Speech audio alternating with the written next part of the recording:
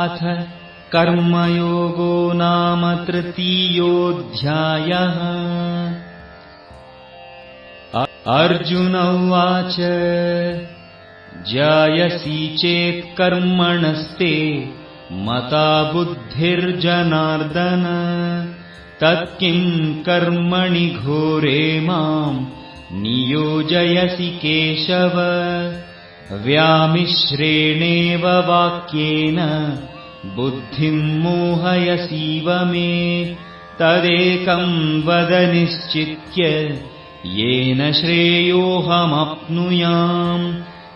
अर्जुन उवाच जायसि चेत् कर्मणस्ते मता बुद्धिर्जनार्दन तत्किं कर्मणि घोरे मां नियोजयसि केशव।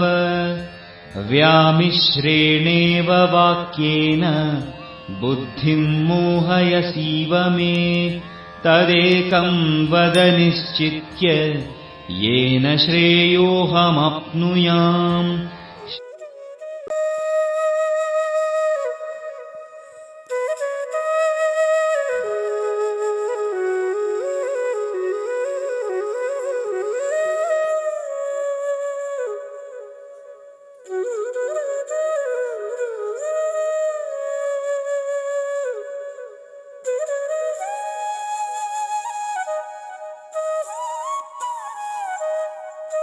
ధన్యవాదములు. మన ఈ సనాతన హిందువు యూట్యూబ్ ఛానల్ రోజు ఒక భగవద్గీత శ్లోకం నేర్చుకుందాం అనే సిరీస్ ను మీరందరూ ఆదరించి సనాతన హిందువు ఛానల్ ను సబ్స్క్రైబ్ మరియు షేర్ చేస్తారని మనవి.